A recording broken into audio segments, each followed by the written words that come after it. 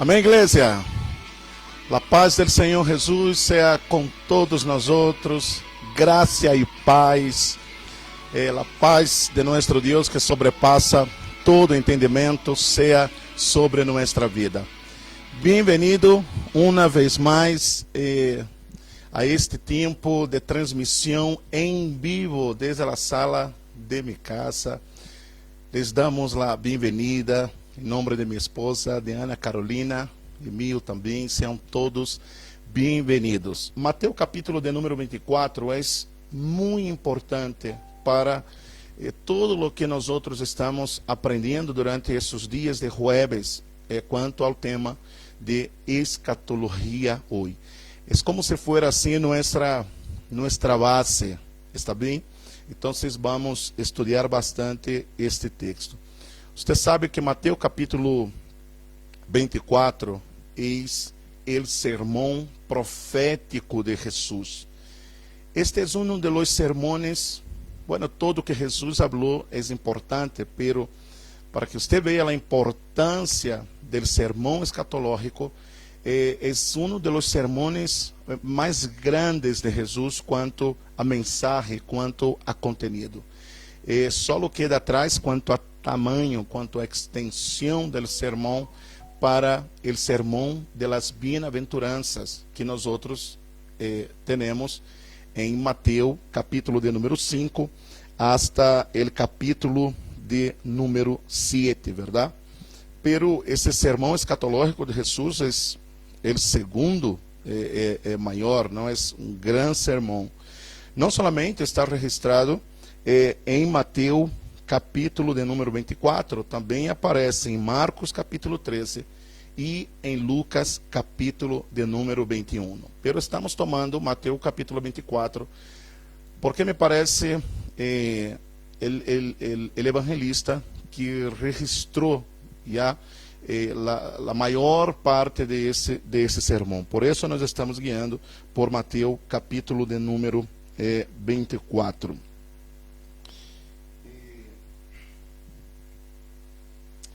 Jesus ele falou sobre muitos assuntos e temas sumamente importantes. Tudo que Jesus falou era importante, pero mira que Jesus ha deixado o sermão escatológico para a parte final entre todas suas enseñanças.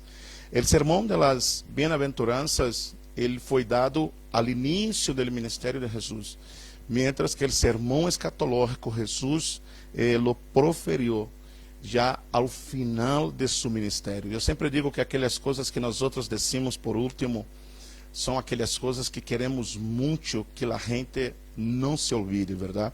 É como uma mamã que vai deixar sua hija encargado de algo na casa e ela lhe diz: mira, por favor, vais a trapear, vas a cuidar a tu hermanito, e ele lhe vai dando um montão de recomendações, os serviços têm que lavar, pero por favor, hijita, não te olvides, não vas a olvidar la leche en el fuego, ¿verdad? La leche está por hervir e isso é urgente.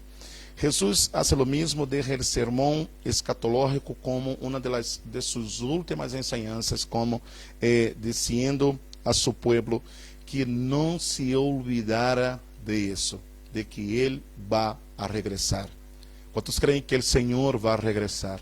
E sabe, igreja, quando eu vejo todos estes acontecimentos, tudo o que está passando, mais eu tenho essa certeza e esta convicção e digo: Senhor, está mais cerca que antes, está mais cerca que antes. Juan dizia em seus dias, na era apostólica, que aqueles eram os últimos dias. La última hora, é legado la última hora, são os últimos dias, é legado la última hora.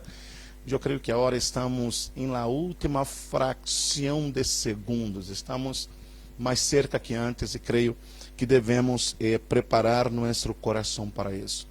Quero chamar sua atenção para algo muito importante em Mateus capítulo 24. Não somente Mateus capítulo 24, pero para todos, todo o sermão profético, escatológico de nuestro Senhor. Eu já te havia explicado na anterior semana Alguma vez menciono este término escatológico e escatos, não quer dizer último, os últimos acontecimentos. Então, é interessante perceber de que a doutrina del arrebatamento, a enseñança sobre o arrebatamento, não aparece em el mensaje escatológico de Jesús.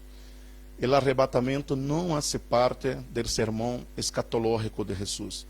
Também não encontramos o arrebatamento em todo o livro do Apocalipse. Sabemos que está aí, eu lhes vou mostrar algo, vamos falar um pouco sobre isso.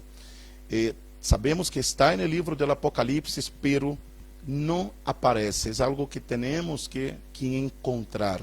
Por quê? Creio eu, que nós devemos apercebir-nos de algo. Os evangelhos, como o mesmo Apocalipse, tem enfoque em los judíos. Eu te vou explicar. Bueno, de hecho, toda a Bíblia é um livro judío, por assim decirlo. Su trasfondo, su contexto, el enfoque está em los judíos. Nós encontramos mais claramente a igreja, e por supuesto Jesus, isso menciona a igreja, Mateus capítulo de número 16, quando ele disse: edificarei minha igreja, e as portas do inferno não prevalecerão contra ela. Pero veja como Jesus põe a igreja em um tempo futuro, algo que vendria. E nós sabemos que a partir do Pentecostés, quando derramar do Espírito Santo, por assim decirlo, nós temos inaugurada oficialmente a era da igreja. Pero o contexto em que se dá os evangelhos e o livro do Apocalipse tem seu enfoque em los judíos. Por favor, nadie saque de contexto lo que estou dizendo. Toda a Bíblia é para todo o mundo. Devemos encontrar aí o mensagem de Jesus, ok? E deve ser predicado em este tempo. Eu creio que toda a Bíblia é inspirada de Gênesis a Apocalipse. Não estou falando de isso. Estou dizendo que ele enfoque seus contextos é o pueblo judío. Para que você veja, a Bíblia tem mais de 40 autores, tem 66 livros, pero mais de 40 escritores, lo pondremos assim. Eu creio que o autor da Bíblia é o Espírito Santo. O Espírito ha inspirado a estes homens, pero temos cerca de 40 escritores. De estes 40 escritores, solamente Lucas não era judío. 39 de esses escritores eram judíos. E Marcos, ele era filho de madre judía e padre romano. Bueno, outro dia hablo mais em detalhe com vocês sobre isso. Tanto que Marcos tem dois nomes, Juan Marcos. Juan é seu nome hebreu e Marcos é seu nome romano. Ok? Pero outro rato eu explico melhor sobre isso. Assim que o enfoque de estes homens tinha uma perspectiva judía. El mesmo Jesus, ele disse, a salvação, ¿de onde viene? Viene de los judíos.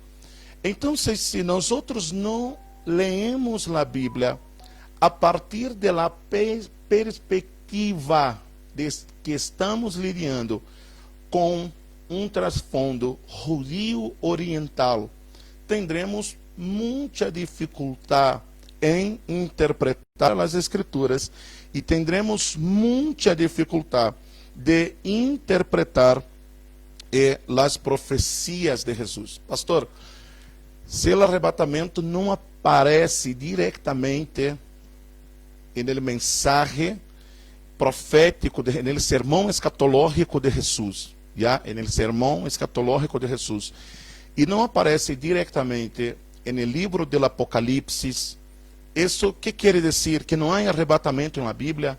No, no es eso que estoy diciendo. Por supuesto que el arrebatamento es una doctrina bíblica, yo lo creo. E quero que veamos um pouquinho sobre isso antes de que sigamos avançando. O arrebatamento é uma doutrina bíblica, pero é uma doutrina paulina, é uma doutrina de Deus, é uma doutrina bíblica, pero aparece em los textos do apóstolo Pablo. Há duas palavritas que me gostaria que você lo tome em conta. São duas palavras gregas. Uma é a palavra arpazo. Arpazo. Lo repito, arpazo. E a outra palavra grega importante para que entendamos este tema de la venida de nuestro Señor é a palavra epfaneia. Epfaneia, ok? Arpazo e epfaneia. A palavra epfaneia quer dizer aparecimento, manifestação, e vamos falar um pouco mais de ela hoje dia, está bem? Pero déjame falar um pouco com vocês sobre este arpazo. A palavra arpazo é muito importante, pese que solo aparece uma vez em las escrituras, ou por lo menos en el sentido profético escatológico, e é exatamente en el texto del apóstolo Pablo, em 1 los Tesalonicenses, já, se você tem aí uma Bíblia em sua mano, seria muito bueno que abra comigo. 1 a los Tesalonicenses, el capítulo de número 4, vamos a ler os versos 13 a 17 para que você entenda o contexto. Porque aqui é o lugar onde mais claramente em toda a escritura aparece o arrebatamento. Por quê? A palavra arpazo, você me vai entender, quer dizer arrebatar, levar-se consigo, retirar com rapidez, sequestrar, arrebatar, retirando com violência. É por isso que algumas pessoas falam, a igreja será sequestrada, ou el rapto, Não me gusta muito este término rapto, me parece que tem um sentido um pouco negativo, e não é isso bem o enfoque em que, o sentido em que Pablo ha utilizado a palavra. Me gusta arrebatamento. E é essa a palavra que aparece aqui em 1 aos Tessalonicenses, capítulo 4, del verso 13 ao 17. Tampouco queremos, hermanos, que ignoreis acerca de los que duermen, para que não os entristezcais com os outros que não têm esperança. Por supuesto que Pablo utiliza um eufemismo, uma suavização del término, quando habla los que duermen. Ele está falando sobre aqueles que partiram. E Pablo disse: não quero que vocês se entristezcam como os demais, que não conhecem sobre o tema, sobre os que morreram, sobre os que partiram com o Senhor. E que vocês tenham esperança. Porque se creemos que Jesus morreu e ressuscitou, assim também trairá Deus com Jesus a los que dormieron em ele. Te das conta que está falando de los que morreram em la fé em Jesus? Verso 15. Por lo qual os decimos esto em palavra del Senhor, que nós outros que vivimos, que habremos quedado hasta la venida del Senhor. E quisera que você subraie a expressão venida del Senhor, porque você vai entender que há uma diferença entre venida del Senhor e el dia del Senhor. Ok? Sigamos. Não precederemos a los que durmieron ou a los que murieron en el Senhor, porque el Senhor mismo, com voz de mando, con voz de arcángel, y ahora aquí está uma palavrita tão hermosa e tão poderosa que muitas vezes passa desapercebido por muitos comentaristas, por muitos maestros e por muitos predicadores. Ele disse que, porque o Senhor mesmo, estou no verso 16, porque o Senhor mesmo, com voz de mando, com voz de arcángel e com trompeta de Deus. Subraie, por favor, com su color, algo, com trompeta de Deus, porque o Senhor vai venir com trompeta de Deus, descenderá del cielo, e os muertos em Cristo ressuscitarão primeiro. Luego nós outros que vivimos, los que hayamos quedado, e então ele menciona a palavra arpadizo, seremos arrebatados. Es a palavra arpadizo, juntamente com eles em las nubes, para receber ao Senhor en el aire, e assim estaremos sempre com el Senhor. Uau, que hermoso isso. Bueno, vamos entender um pouco melhor tudo isso. Se nós outros ponemos atenção em como se dará a venida do Senhor, e ele explica, já? E com voz de mando, com trompeta de Deus. É o que ele disse no verso de número 16. Imediatamente, ao Pablo mencionar que o Senhor vendrá com trompeta de Deus, nos leva a um outro texto do apóstolo Pablo, que está em Primera a los Coríntios, en el capítulo de número 15, los versículos 51 e el versículo de número 52. Você vai ver que há uma profunda relação entre 1 a los Tessalonicenses, capítulo de número 4, e 1 a los Coríntios, capítulo 15, versículos 51 e 52. Quando Pablo disse: "He aqui os digo um mistério". Subraie, por favor, esta palavra mistério, ou mysterion, é a palavra grega que Pablo utiliza. Por que ele habla de um mistério? Porque mysterion é algo velado, é algo encoberto, algo que está tapado, e que para ver-se este mistério, o que há adentro, é necessário uma revelação. Por quê?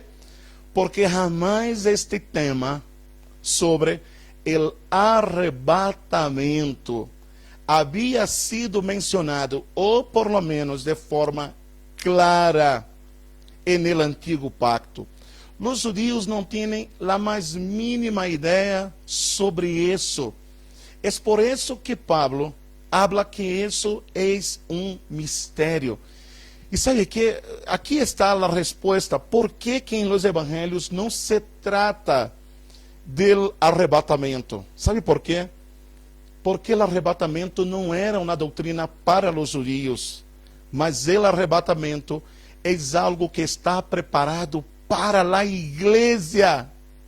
Uau, isso é poderoso. É por isso que em las cartas de Pablo é que se vai tratar sobre esse tema, sobretudo estas duas cartas. A carta a los Tessalonicenses, tanto o capítulo 1 como o capítulo 2, pero em 1 Tessalonicenses Pablo menciona o arrebatamento, e em 2 a los Tessalonicenses Pablo profundiza o tema de la venida del Senhor. Porque são estas duas coisas que nós outros necessitamos entender, de que esta venida del Senhor, por assim decirlo, ele tem duas partes. Uma que se chama arrebatamento, cuyo enfoque é a igreja, e a manifestação ou a epifania, o surgimento ou o aparecimento del Senhor, a venida del Senhor, ou escute, el dia del Senhor. el día del Señor. Eu poderia dizer, de algum modo, não sempre é exclusivo, pero que a venida del Senhor quanto ao arrebatamento está relacionado com a igreja.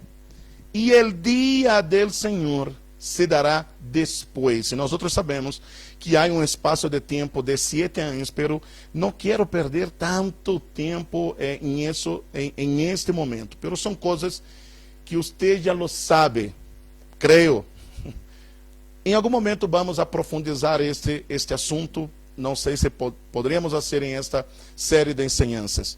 Pero a venida del Senhor com el arrebatamento para a igreja se dará antes e depois, separado por um espaço de tempo de 7 anos, el dia del Senhor, que tem seu enfoque mais em los judíos e em todas as nações que estarão aqui.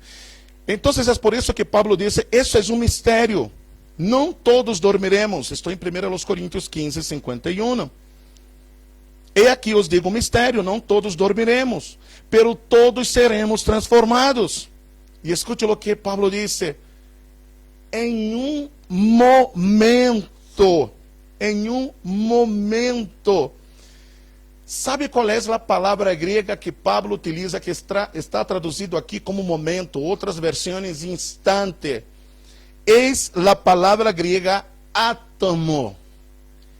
Nós temos muitos estudantes de medicina e creio que entendem hasta mais profundamente. Temos médicos também na congregação e entendem mais profundamente o sentido de um átomo, ou seja, a parte indivisível de uma matéria. Você parte da matéria, fracciona, hasta que você liga a um átomo. E Pablo está dizendo que a venida do Senhor vai ser assim, em um momento, em um átomo. Mira, em um átomo, em um abrir e cerrar de ojos. A palavra aqui para abrir e cerrar de ojos é a palavra grega rempite. Rempite quer dizer em um pestañeo, em um movimento rápido.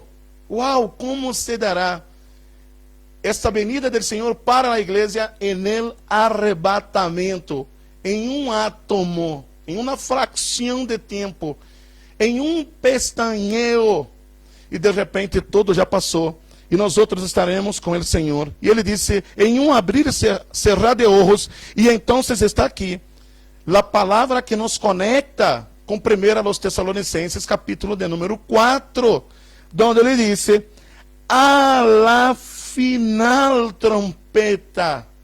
E Pablo todavia sigue hablando, porque se tocará a trompeta, e los muertos serão ressuscitados incorruptíveis, e nós outros transformados. Uma vez Pablo menciona as trompetas em 1 Tessalonicenses, no capítulo de número 4, verdade? E agora, uma vez mais, Pablo mencionará em 1 Coríntios, capítulo 15, por 2 vezes, o tema de las trompetas. E ele disse que a venida do Senhor se dará em la final trompeta. Mira, 1 Tessalonicenses 4, ele havia dito, porque o Senhor mesmo, com voz de mando, com voz de arcángel e com trompeta de Deus, descenderá del cielo, e os muertos em Cristo ressuscitarão primeiro. E agora Pablo viene e disse, em um momento, em um abrir e cerrar de ojos, a la final trompeta, porque se tocará a trompeta, e os muertos serão ressuscitados, e nós outros seremos transformados. Por que há este ênfase de Pablo com a trompeta? Eu creio que essa é uma muito boa pergunta. Eu não sei se você sabe, pero há uma tradição judia, mais que isso, uma interpretação judia das escrituras dentro da comunidade hebreia, que diz que Mashiach vendrá em la fiesta de las trompetas, o Yom Teruah. El Mashiach para nosotros nuestro Yeshua. Las trompetas sonarán, dice Pablo, como anunciação da venida de Mashiach, nuestro Yeshua, para nosotros. Uau, que tremendo! E se nós entendemos um pouco a ideia judia de Pablo, porque Pablo também é judío, e Pablo está fijo em isso, que de las trompetas sonarem, e então a igreja será arrebatada. Eu não sei se você sabe, pero esta fiesta de las trompetas, ¿verdad? Hay una fiesta de las trompetas en Israel que está perfectamente descrita en las Escrituras. Es por eso que voy a predicar sobre la fiesta de las trompetas el próximo domingo en la mañana. E quisiera que você realmente não falte o culto, nosso culto online, e que você esteja bastante atento, ok? E estas trompetas, eles sonavam em dois momentos específicos. Antes da fiesta de Yom Kippur, a fiesta del perdão, a fiesta del perdão, e sonava também antes da fiesta de Sukkot, ou a fiesta del tabernáculo. Então, sabiam, bueno, as três principais fiestas judías, que são as três últimas fiestas judías, eles se davam em la fecha de Tisrerim, que está entre setembro e outubro, ok? Entre setembro e outubro, es que se davam estas fiestas e donde se sonavam em estas fiestas las trompetas. Quando você escuta trompeta, bueno, eu não sei que imagem viene em sua mente, pero literalmente a palavra trompeta é a palavra hebrea shofar, ok? Shofar. E havia dois tipos ou duas classes de shofar, no Antigo Testamento. Dois tipos ou duas classes.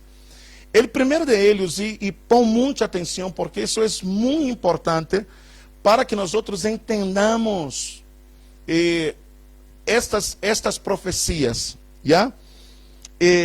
Há uma classe de trompeta, a primeira, o primeiro shofar, ou a primeira trompeta, é hecha de cuerno de carneiro. Cuerno de carneiro. Muitas vezes será mencionado esta bocina ou estas trompetas em la palavra, em las escrituras. Pero la Reina Valera, e para mim aqui não é uma boa tradução, ha traduzido como bocina. Não me parece o ideal, porque de hecho a palavra é shofar. Agora, é interessante que para preparar o shofar del cuerno del carneiro, el carneiro tinha que morir. Então, cada vez que Israel tocava o shofar, o cuerno de carneiro, de algum modo, os judíos se acordavam de que o carneiro morreu para que se produjera este sonido.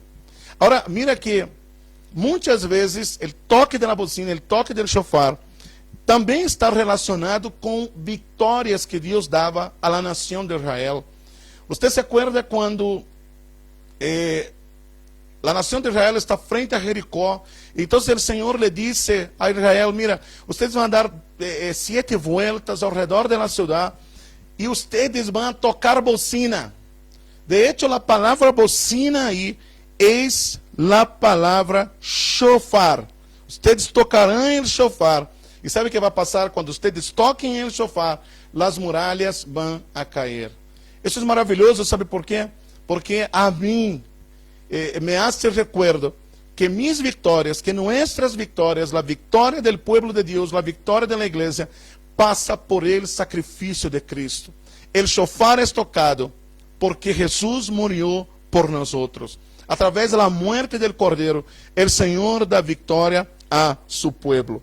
Ahora, hay un texto más sobre eso, Éxodo capítulo de número 19.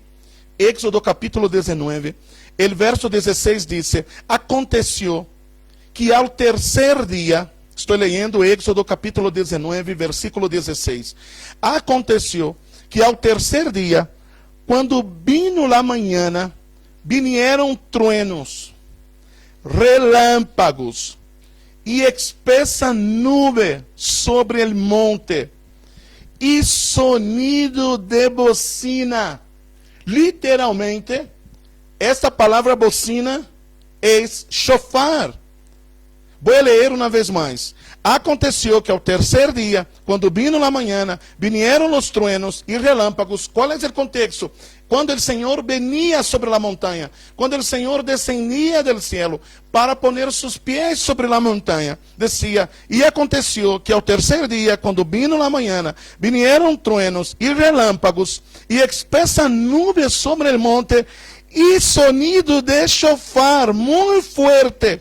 Estremeció todo el pueblo que estava en el campamento. Uau! Então, quando o Senhor descendia, quando o Senhor venia del cielo em uma espessa nube, se escuchava um sonido de trompeta, um sonido de bocina, se escuchava el shofar sonando. Pero sabe que hasta aqui o Senhor não havia dado recomendação para Israel produzir, fabricar shofar. Não havia shofar todavia aí em meio ao povo. Então, quem pudo haver tocado esse shofar? O mesmo Senhor. O mesmo Senhor, quando ele venia tocando o shofar, venia tocando bocina, venia tocando a trompeta. Isso é tremendo. Guarda isso contigo. Porque não somente esta trompeta, pero havia uma outra trompeta que era a trompeta de plata. Vou ler bastante rápido. Se você tem sua Bíblia, vaya comigo, por favor, ao livro de Números. Está lá no Antigo Testamento, é um dos 5 primeiros livros de la Bíblia. Números, capítulo de número 10. E escute, porque aqui vai ser menção a uma outra classe de trompeta, porque a primeira era a hecha de cuerno de carneiro, pero havia outra classe de shofar, ou de bocina, ou de trompeta, que era hecho de plata. Números capítulo 10. Jeová falou a Moisés, estou aqui adelantando um pouco de todo o que quero falar el domingo da manhã. Jeová falou a Moisés dizendo: hazte 2 trompetas de plata, de obra de martilho las harás, las quais te servirão para convocar a congregação e para hacer mover os campamentos. E quando las tocarem, toda a congregação se reunirá ante ti, a la puerta del tabernáculo de reunião. Mas quando tocarem solo una, então se congregarão ante ti príncipes, los jefes de los milhares de Israel. Ou seja, eram 2 trompetas.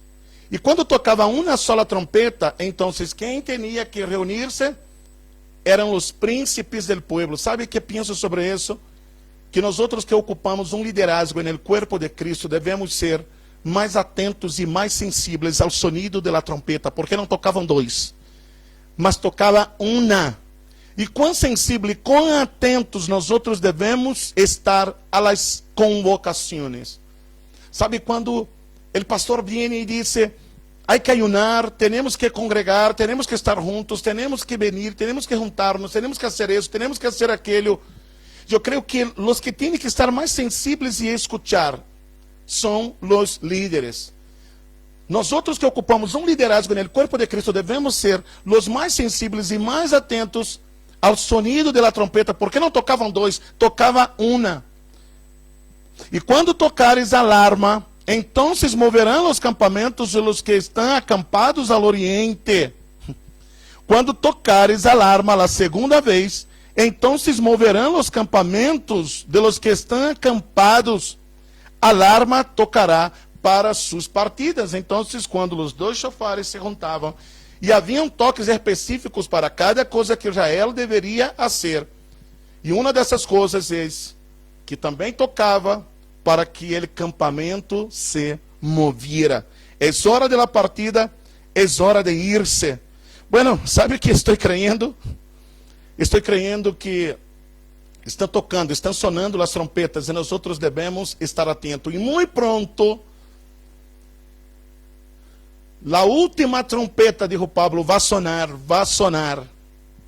E eu te quero dizer quem é que vai tocar esta última trompeta. Quem quer saber, quem quer ver exatamente quem é ele que vai tocar esta última trompeta? Está revelado aqui em la palavra. Aleluias. Graças, Senhor, porque revela estas coisas a tu pueblo para que podamos entender tu palavra. Apocalipse, capítulo de número 1. Apocalipse, capítulo 1. E o versículo de número 10 relaciona a voz de nosso Senhor Jesus diretamente com o sonido de la trompeta. Apocalipse 1:10. Eu estava no Espírito, no dia do Senhor, e oí detrás de mim uma grande voz como de trompeta. Quando o Senhor venia sobre a montanha, hemos leído, sonava a trompeta, e agora Juan está dizendo, oí a voz dele que falava detrás de mim, e sabe quem falava com ele? Era Jesus. E sabe como ele escutou a voz de Jesus? Aqui está, como de trompeta. Em Apocalipse, capítulo de número 4, los versículos 1 e 2 dice, después de esto, Apocalipsis 4, versículo 1 e 2, después de esto miré y he aquí una puerta abierta en el cielo, y la primera voz que oí, como de trompeta, hablando conmigo, dijo, sube acá, y yo te mostraré las cosas que sucederán después de estas. Y al instante, yo estaba en el Espíritu, y he aquí, um trono estabelecido no cielo, e en el trono uno sentado. De repente, depois que Juan escuchou a voz del Senhor, a primeira voz que oí, como de trompeta, que hablava com ele, e a voz lhe dijo, sube acá. Uau! Sabe o que creio?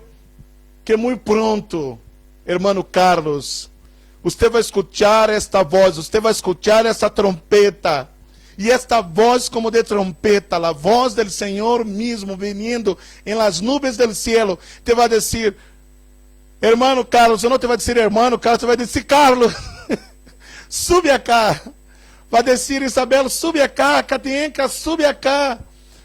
Susana, sube acá. Fanny, sube acá. Marianela, sube acá. Juan disse, eu escutei a voz de trompeta que me dijo, sube acá. Sube acá. Essa é a voz do Senhor, como de trompeta, pero, acuérdense de algo, que nós temos duas trompetas, temos a trompeta de cuerno de carneiro, e nós temos a trompeta de plata.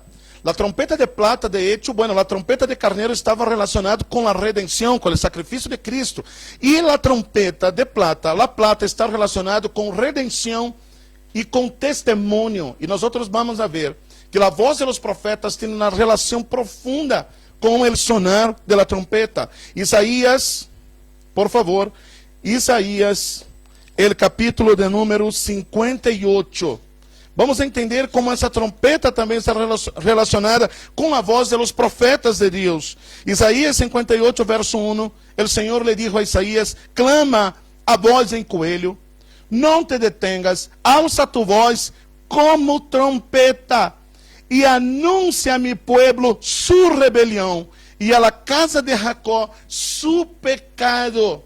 Então, a trompeta empezaria a sonar em la voz do profeta, como de uma trompeta, dizendo ao pueblo, revela a ele su rebelião e su pecado. Proclama-lhes este arrependimento. Um passagem mais sobre isso, Ezequiel, capítulo de número 33. Ezequiel, capítulo de número 33, empezando no verso 1. Vino a mim palavra de Jehová diciendo: Hijo de hombre, habla a los hijos de tu pueblo y diles: quando trajere yo espada sobre la tierra. E a partir de agora você vai entender por que estou falando em esta classe de escatologia sobre estas trompetas em este momento. Vino a mim palavra de Jehová diciendo: Hijo de hombre, habla a los hijos de tu pueblo y diles: quando dijere yo espada sobre la tierra, quando dijere yo espada sobre la tierra, y el pueblo de la tierra tomare un hombre de su territorio y lo pusiere por atalaya, literalmente vigía. Entonces, del pueblo se tomava um homem, se ponia sobre as muralhas, e esse homem sobre as muralhas, ele tinha que ver quando venia o peligro, quando venia nações adversárias e inimigas, e este vigia. Então ele proclamava, ele gritava, não, escute o que ele hacía, escute o que ele hacía. Quando trajeres yo espada sobre la tierra, e el pueblo de la tierra tomare um homem de su território, lo pusiere por atalaya, e ele viere venir a la espada sobre la tierra, e tocare trompeta, e avisare ao pueblo. Ou seja, esse vigia, a forma que ele tinha para anunciar e dizer: preparem-se, alegado a hora, vem o adversário, era tocando trompeta, porque o Senhor estava traindo espada. Espada. Sabe que creio? Que alegado a hora de que nós outros gritemos: a espada está caindo sobre a terra. Que creem ustedes que é tudo isso o que está passando, senão espada? E que nos corresponde a ser? E que nos toca ser igreja? Despertemos. Nós outros não podemos entender isso, sequer de uma outra forma que não seja: aí vem a espada do Senhor sobre a terra. Porque quão lejos han ido os homens, quanto pecado, quanta maldade, quanta codícia, quanta mentira, quanta fornicação, quanta coisa. Os homens se foram demasiado lejos, e agora que viene? Por la prostituição que viene espada. E que nós outros devemos fazer? Devemos tocar trompeta. Não há outra coisa. Porque creio que estou parado aqui agora com uma transmissão online. Sencillamente, o que poderíamos fazer é: não há serviço, não se pode reunir, não se pode congregar. Cerraram as igrejas, bueno, entre comillas cerraram. A advertência é esta, por tema de contaminação. Eu entendo tudo isso. Não estou de nenhum modo dizendo que nos rebelemos em esse sentido, pero o que estou dizendo é que não podemos calhar, que a voz de los profetas tem que sonar, que há que tocar trompeta, que a igreja não pode sencillamente acomodar-se mientras a espada cai. ¿Por quê? Porque se nós outros não anunciamos, escute, o verso 4 de Ezequiel 33 diz: qualquer que oyere el sonido de la trompeta e não se apercebiere, e viniendo la espada lo hiriere, su sangre será sobre su cabeza. El sonido de la trompeta oyó e não se apercebió, su sangre será sobre él.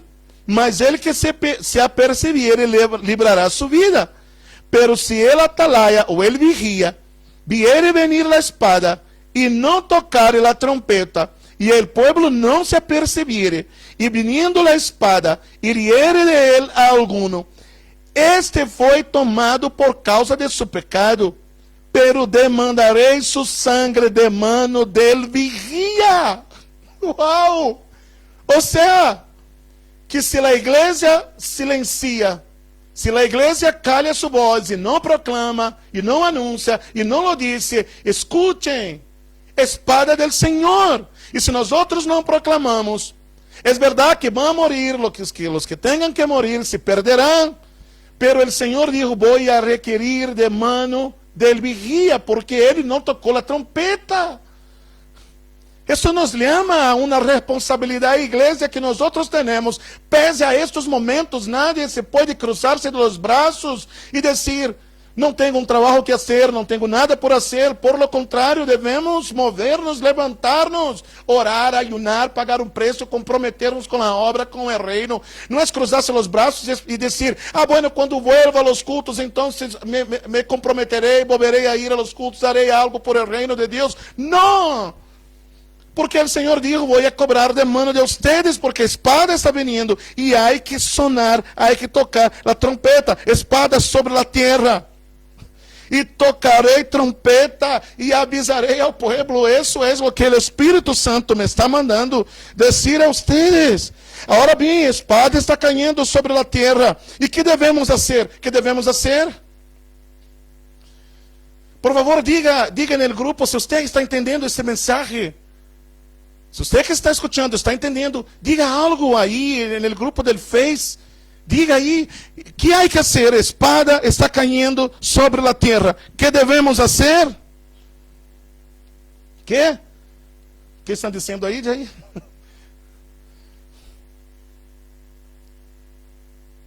Tocar trompeta. Agora, dizem as escrituras que a última trompeta sonará.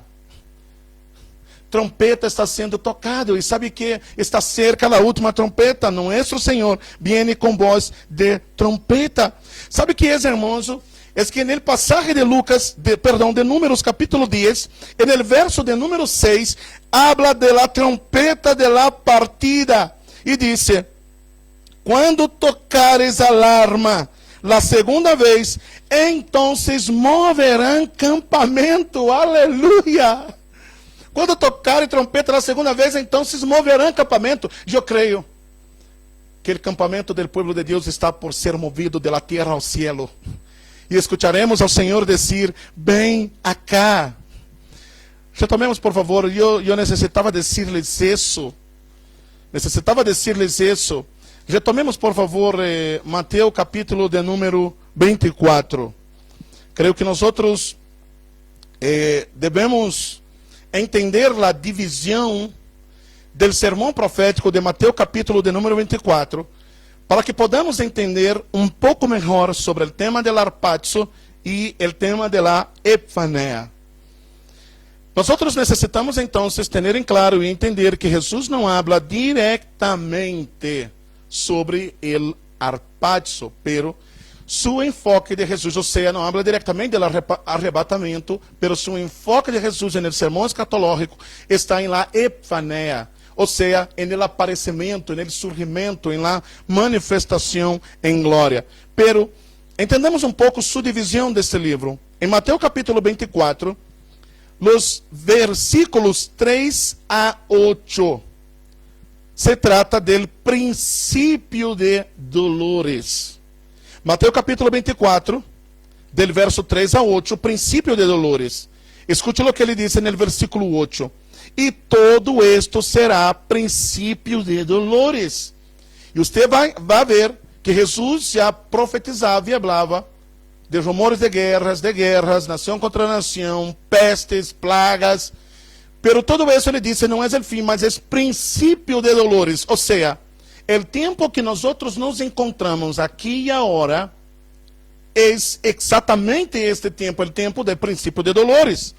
Quando nós passamos ao versículo de número 9, nós vamos a entender que a partir do versículo 9 hasta o versículo de número 14 de Mateus capítulo 24, então Jesus hablará de lo que é a tribulação, a primeira parte da tribulação, porque em seguida vem a segunda parte da tribulação, que é a grande tribulação.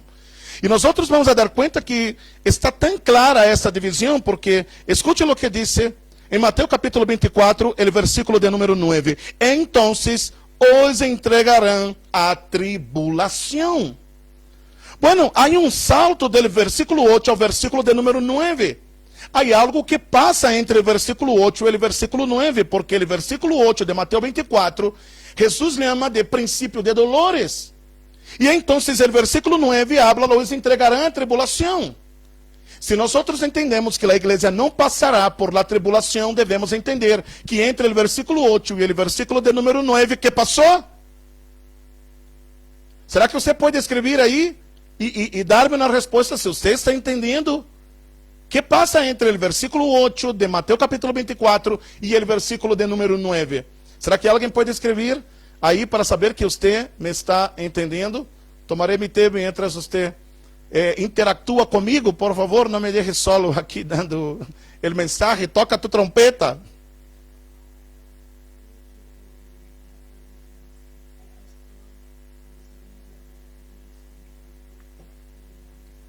Aleluia.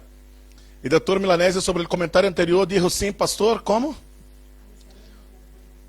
Tocaremos trompeta? Anunciaremos as buenas novas e como trompeta anunciaremos a palavra. É isso, pero agora, o que vai passar entre o versículo 8 e o versículo 9? Porque no versículo 9 diz, então, os entregarão a tribulação. E se a igreja não passa por la tribulação e grande tribulação, então, o que passa entre o versículo 8 e 9? Quem dijo? Oh, Mariana, Deus te bendiga. Deus te bendiga. Hay fiesta en el cielo.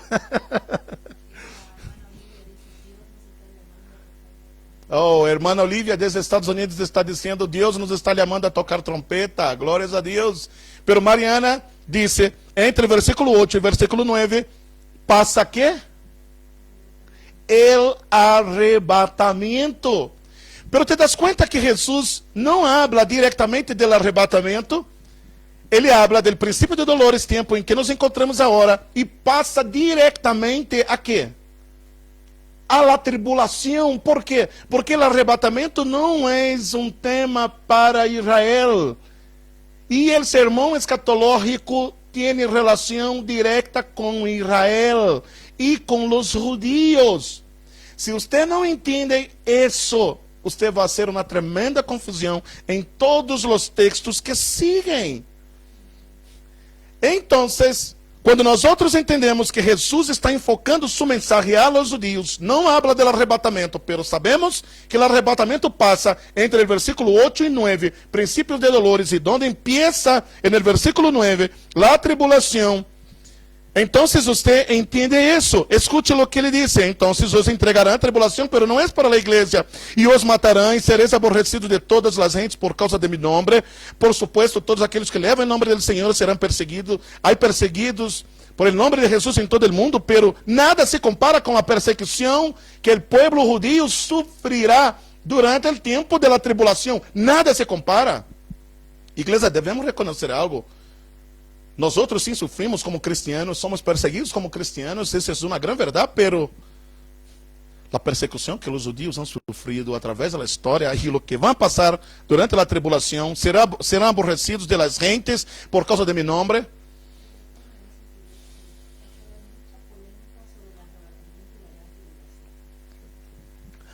Doutor, o doutor está escrevendo que há muita polêmica sobre esse assunto, por que não tiveram o privilégio que você está tendo, doutor? De ter uma ministração como esta, uma enseñança como esta, para que seus olhos sejam abertos e destapados e entendam as coisas com claridade. Então serão aborrecidos por todas as gentes por causa de meu nome. Agora, sabia você que já na atualidade, CNN, há como 3 anos atrás, hizo uma investigação sobre que pensa a gente de los judeus, e sabia que 74% das nações do mundo são contra Israel. Versículo 10, muitos tropeçarão então e se entregarão uns a outros, e uns a outros se aborrecerão, muitos falsos profetas se levantarão, enganarão a muitos, e por haver se multiplicado a maldade, o amor se enfriará, mas ele que perseverar até o fim será salvo, e será predicado esse evangelho do reino. Agora, põe atenção, porque durante o tempo da tribulação, e estamos no contexto da tribulação em Mateus capítulo de número 24, a partir do verso de número 9 até o verso de número 14, não menciona o evangelho da graça, mas menciona o evangelho do reino, porque há uma diferença entre o evangelho do reino e o evangelho da graça. Date conta que em los evangelhos, Jesus e os apóstolos estão predicando a toda o evangelho do reino, pero quando nós tomamos el texto de Hechos capítulo 20 y el versículo de número 24, Hechos capítulo 20, versículo 24, el apóstol Pablo dice que a él le fue entregado el evangelio de la gracia. Porque a partir de la muerte de Jesús en la cruz y el inicio oficialmente de la iglesia, entonces a nosotros nos fue entregado el evangelio de la gracia. Isso não quer dizer que nós outros não prediquemos o reino de Deus, pero há uma diferença entre o reino de Deus que estamos predicando agora e o evangelho do reino que será predicado, que foi predicado por Jesus e os apóstolos em um primeiro momento, até a morte de Jesus. Diferente deste tempo de la graça, que nós outros predicamos o reino espiritual, mientras que em aquele momento e o evangelho do reino, conhecido como o Evangelho Eterno também, será predicado de novo no livro do Apocalipse. Olha que diferença, e a gente faz muita confusão sobre isso, pero que diferença há entre um evangelho e o outro evangelho?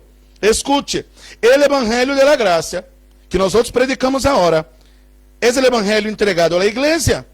O evangelho do reino é o evangelho entregado a los judíos e a igreja, porque a igreja também predica do reino de Deus, pero com essa diferença, que predicamos o reino espiritual, mientras Israel predica e predicará um reino estabelecido fisicamente, e está correto. Ambos estão corretos, pero em tempos distintos. O enfoque do evangelho da graça está em la redenção, e o enfoque do evangelho eterno está em la entronização e juízo. O enfoque do evangelho da graça está em la paternidade de Deus sobre seus filhos. E o enfoque do evangelho do reino, o evangelho eterno, está em la criação e juízo. Esse é o evangelho da graça, é o que a igreja está predicando agora. E o evangelho eterno, o evangelho de juízo, volverá a ser predicado por los 144,000 e por los 2 testigos vestidos de roupa áspera. Ok?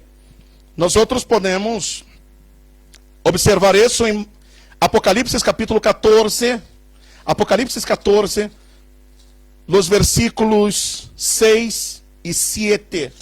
Apocalipse capítulo 14, versículos 6 e 7, dice: E vi volar por em meio del cielo a outro ángel que tinha o evangelho eterno para predicarlo aos los moradores de la tierra e toda nação, tribo, língua e pueblo. Agora, entendas que o evangelho da graça, a igreja, solamente a igreja predica, pero o evangelho do reino, hasta los ángeles predican. O versículo 7 diz: dizendo a gran voz, temed a Deus e dade glória, porque a hora de su juízo, entende o enfoque do juízo? Porque a hora de su juízo ha llegado,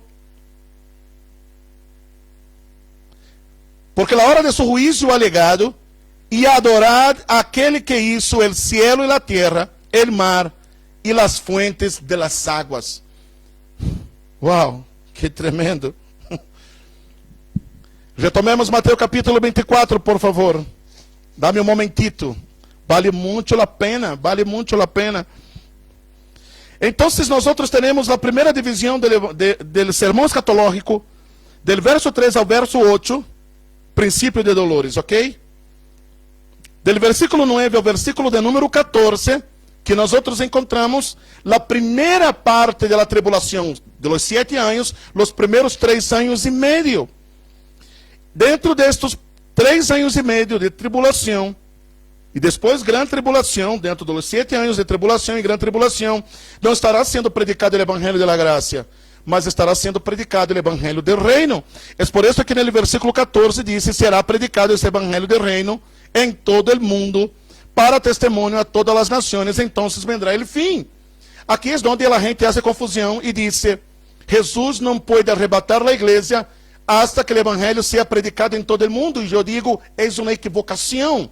Porque quando habla que esse evangelho do reino será predicado em todo o mundo, está falando de los 144,000, de los 2 testigos vestidos de roupa áspera, e o evangelho continuará sendo predicado, pero o enfoque é em Deus como Criador e em el juízo de Deus.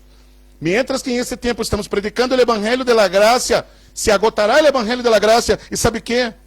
Es bueno aprovechar ese tiempo de la gracia de Dios. Entonces, a partir del versículo de número 15, empieza la segunda parte de la gran tribulación.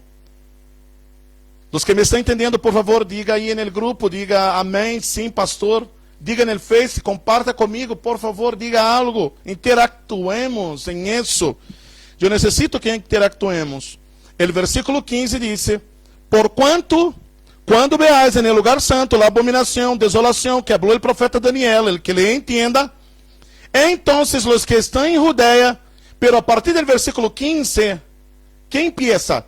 La gran tribulación. Los últimos 3 años y medio. Entonces, versículo 16, entonces los que estén en Judea huyan a los montes, el que esté en la azotea no descienda para tomar algo de su casa, y el que esté en el campo no vuelva atrás para tomar su capa. Mas hay de las que estén en cinta y de las que críen aquellos días. Pero aquí não está falando de las embarazadas em nosso tempo, está falando de lo que vai passar durante o período da grande tribulação. Ai de las que estuvierem encintas. E sabe o que mais disse? Verso 20. Não me escreva, por favor, aqui no grupo do WhatsApp. Escreva no grupo del Face, ok? Ahorita. Ora, mas ai delas que estão encinta, versículo 19. Mas ai delas que estão encinta e delas que criem aqueles dias. Orá, pois, para que vuestra huida não seja em inverno, nem em dia de repouso. Agora, escute o que diz o versículo 21, porque habrá então gran tribulação, qual não la ha habido desde o princípio do mundo hasta agora, nem la habrá. Te das conta que esse contexto é de la gran tribulação, e por isso disse, orem para que não seja inverno e não seja dia de repouso, porque isso tem uma profunda relação com os judíos e com a perseguição que sofrerão durante a tribulação e a grande tribulação. Que mais temos? Então, del versículo 15 ao versículo 22, tribulação, grande tribulação, a grande tribulação. Del versículo 22 ao versículo 28, preparação para a manifestação em glória. E, finalmente, del versículo 29 ao 31, nós outros temos referência direta à la epifaneia, à la manifestação em glória, em la venida, a la venida de nuestro Senhor. Escute o que disse, versículo 29, imediatamente, depois da tribulação, depois do período de 7 anos, de aqueles dias, el sol se oscurecerá, a luna não dará su resplandor, as estrelas cairão del cielo, as potências de los cielos serão comovidas, entonces aparecerá la señal del Hijo del Hombre en el cielo, entonces lamentarán todas as tribos de la tierra, e verão el Hijo del Hombre venindo sobre las nubes del cielo com poder e gran glória, e enviará sus ángeles com voz de trompeta, e juntarão sus escorridos de los 4 vientos desde um extremo del cielo hasta el outro. E o versículo de número 32 em adelante, agora, são palavras generais sobre todo isso, lo que vai a passar. E escute, qual é a referência que hace a partir do versículo 32?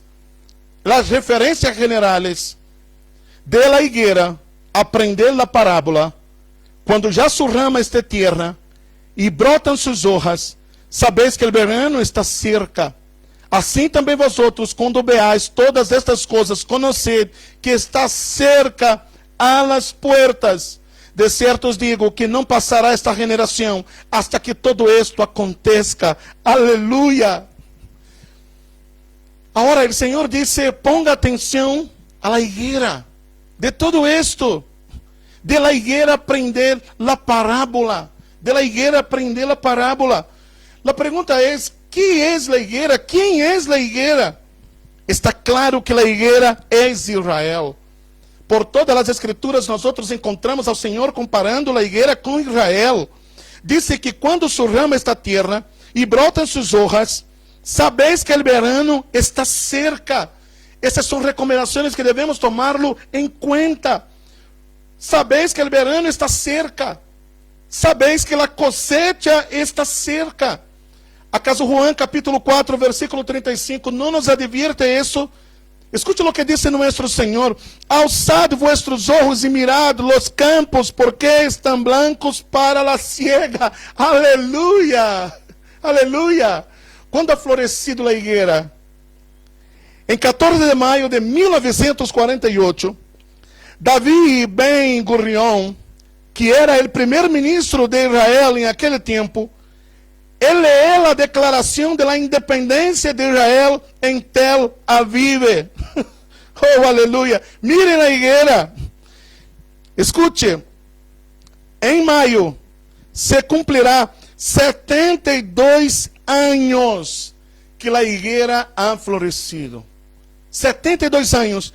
Desde o 14 de maio a 1948 hasta 2020, em maio próximo, se cumprirá 72 anos que a higuera ha florescido. Agora, nosso Senhor Jesus disse no versículo 34 de Mateus 24, de certo os digo que não passará esta geração hasta que todo esto aconteça. Nós sabemos, por la palavra, que uma geração bíblica são de 70 a 80 anos. Isso é o que está no Salmo 90, verso de número 10. De 70 a 80 anos. Jesus dijo, não passará esta geração. Eu creio que estamos mais cerca do que poderíamos imaginar-nos. Estamos muito cerca, igreja. Devemos escuchar a trompeta. Devemos escuchar a trompeta. Agora, regressemos a Mateus capítulo de número 24. Ao verso 6 e ao verso de número 7. Estou concluindo, pero necessito que estés comigo. Mateus capítulo 24, versos 6 e 7. Dice, e oireis de guerra, e rumores de guerras. Mirad que não os turbeis, porque é necessário que todo esto aconteça, pero aún não é o fim.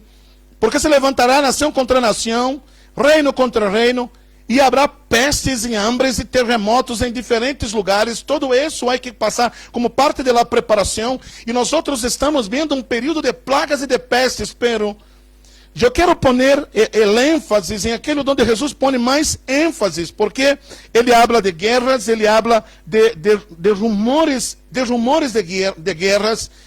E eu quero que você ponga sua atenção um momentito em isso. Por quê? Porque creio que a parte do enfoque principal não está só nas plagas, mas está como o mundo se está organizando para as guerras. Para as guerras. Escute, porque já se empieza a falar em como as nações do mundo se devem organizar. E nós sabemos que vai haver, e quero que você esteja muito atento a lo que vai dizer agora. Se você não pôs atenção em todo o que dije hacia atrás, me escute estes últimos 5 minutos. Porque o mundo empezará a organizar-se em confederações de nações. Confederações de nações. Escute. Nós sabemos que por la estátua de Nabucodonosor, ¿se acuerda de Daniel, la estátua de la visión de Nabucodonosor, cuya cabeza era de ouro? Isso representava a Babilônia, o reino de Babilônia, com Nabucodonosor. El pecho era de plata, isso representava a los medos e a los persas. El vientre era de bronze, isso representava a Grécia. E mira como cada um desses reinos que foi profetizado por Daniel, em la visão de Daniel, por favor, não te muevas, por favor, isso é sumamente importante e quero que você entenda, põe toda a tua atenção agora.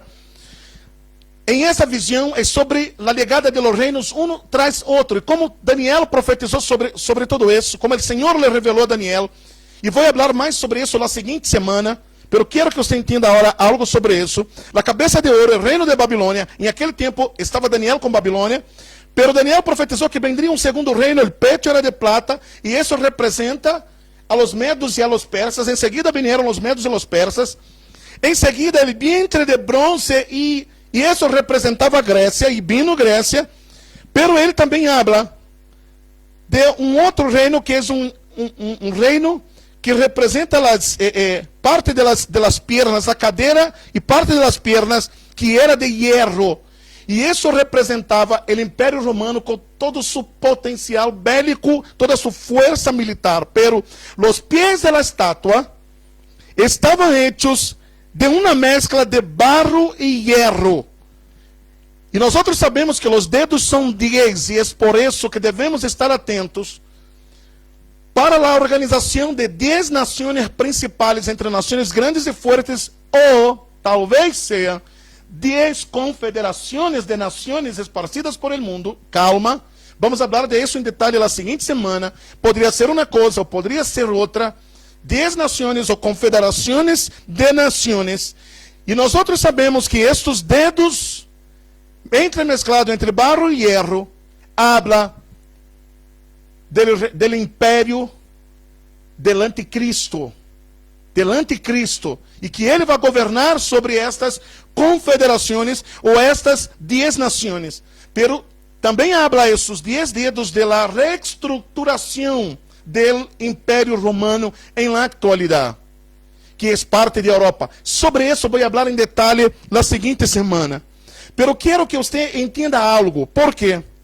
Em 1 Tessalonicenses, capítulo 5, versículo de número 3, Pablo já advertia e dizia que quando digam paz e seguridade, quando digam que? Paz e seguridade. Você sabe qual é o slogan das Nações Unidas? Quem sabe? Por favor, interactue comigo. Se você pode escrever, se você sabe qual é a frase, o slogan, a principal frase das Nações Unidas? Eu sei que alguns já estão escrevendo. Pero que disse? Amém, Peter? Deus te bendiga, meu irmão. Pero qual é o slogan das Nações Unidas? Porque Pablo dijo que quando digam paz e seguridade, então vendrá sobre ele repentina destruição. Eu não sei se você sabe, pero o slogan das Nações Unidas, põe atenção, como Nações Unidas serão fortalecidos em estes últimos dias e volverão à cena, coisa que Nações Unidas estava sendo arrinconada, volverão à cena com toda a força. E o slogan das Nações Unidas é paz e seguridade. Pero dijo Pablo que quando digam paz e seguridade, então vendrá sobre ele repentina destruição, como os dolores de la mujer encinta. E Jesus dijo, estamos em princípio de dolores, e não escaparão. Agora, eu quero concluir hablando de uma confederação de nações, porque sempre se habla sobre a confederação europeia, como se vai reorganizar ou reestruturar o Império Romano. Estamos de acordo? Pero muito poucas vezes eu escuto prédicas, enseñanças, a verdade que não se escuta muito lo que será a confederações de las naciones del Oriente. Em Apocalipse, capítulo de número 16, e vou a concluir com 2 versículos do Apocalipse. Apocalipse, capítulo de número 16, nos versículos 12 ao versículo de número 16, diz que para a batalha, da famosa batalha del Armagedón, se vão agrupar as nações del Oriente. Apocalipse capítulo 16, versículo 12 ao versículo de número 16, diz: El sexto ángel derramou sua copa sobre el gran río Eufrates, e el agua de este se secou, para que estuviese preparado el camino a los reyes del Oriente. E vi salir de la boca del dragão, e de la boca de la bestia, e de la boca del falso profeta, 3 espíritos imundos a la maneira de ranas. Todos esses animais imundos e sujos. Uau! Você está entendendo? Creio que você vai entender. Pois são espíritos de demônios que hacen señales e vão a los reyes de la tierra em todo el mundo para reunirlos a la batalha de aquele gran dia del Dios Todo-Poderoso. E é aqui, eu vengo como ladrão. Bem-aventurado el que vela e guarda sus roupas para que não ande desnudo e vean su vergüenza. E lo reunió en el lugar que em hebreu se llama Armagedón.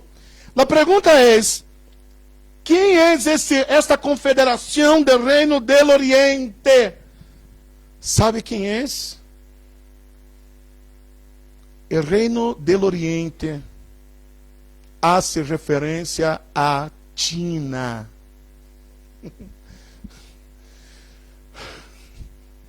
E mais que nunca, mira, no tempo que foi escrita as Escrituras, nadie podia entender isso. Como é possível que um reino del Oriente se pueda agrupar de esta forma? Apocalipse capítulo 9, versículo de número 16, Jair, habla, sabe de quanto será este ejército de la confederação del reino del Oriente, que vai reunir nações de todo o mundo contra o pueblo de Deus, contra a nação de Israel, durante o tempo de la gran tribulação, fines de la gran tribulação e la batalha del Armagedón. Apocalipse capítulo 9, versículo de número 16, dice: e o número de los ejércitos de los jinetes era 200 millones. Eu oí su número. E naquele tempo todos diziam: está louco, é impossível que se pueda reunir um número tão grande de exército, de 200 milhões. China se vai reunir com Japão, Índia, Tailândia e etc. As nações do mundo se vão a doblegar ante China. E é exatamente o que nós outros estamos vendo. Igreja, todo está escrito. Igreja, todo está escrito, todo está em este livro, em esta palavra.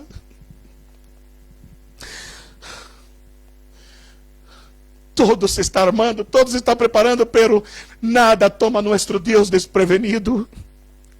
Escute o que diz o Salmo 2, versos 2 a 6. E eu concluo com isso, porque eu te quero revelar que hará nuestro Deus delante de estas nações.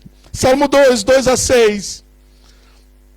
Se levantarão os reis de la tierra, e príncipes consultarão unidos contra Jeová e contra su ungido, dizendo: rompamos sus ligaduras e echemos de nosotros sus cuerdas. El que mora en los cielos se reirá.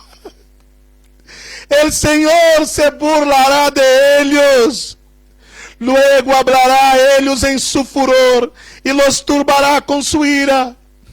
Pero yo he puesto mi rey sobre Sión, mi santo monte. Aleluya.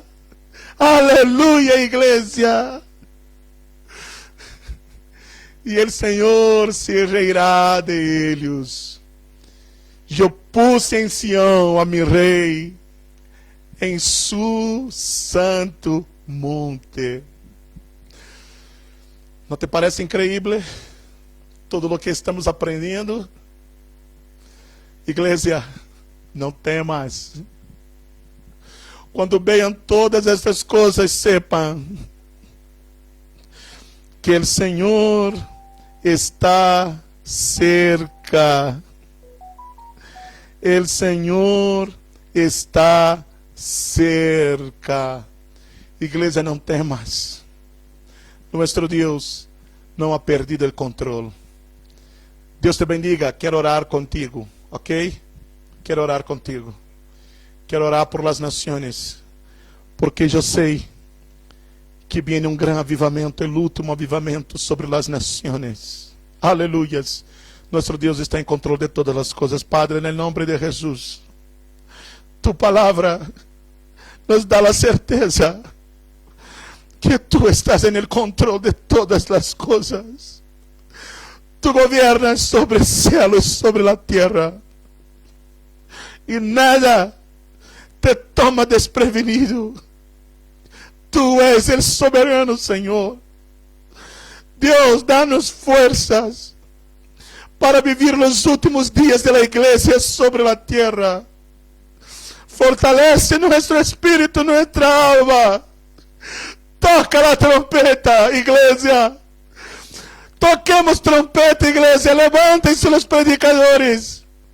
Que mais e mais e mais predicadores gravem vídeos. Que mais predicadores salgam online. Que mais igrejas se levantam. Que mais homens e mulheres de Deus. Que mais congregações se levantem. Que o povo de Deus se levante. São os últimos dias da igreja sobre a terra. Maranata, bem Senhor, toquemos trompeta hasta que escucharemos a última trompeta. E a última trompeta, o Senhor mesmo tocará e dirá: sube acá, em um abrir e cerrar de olhos, em um átomo de segundo, um átomo de tempo, em um pestanear, em um abrir e cerrar de olhos, estaremos com o Senhor para sempre. Amém, igreja. Deus bendiga seu povo, em nome de Jesus. Deus te bendiga. Amém. Nos vemos jueves, ok? E domingo Santa Cena, sábado também. Deus te bendiga, igreja. Amém.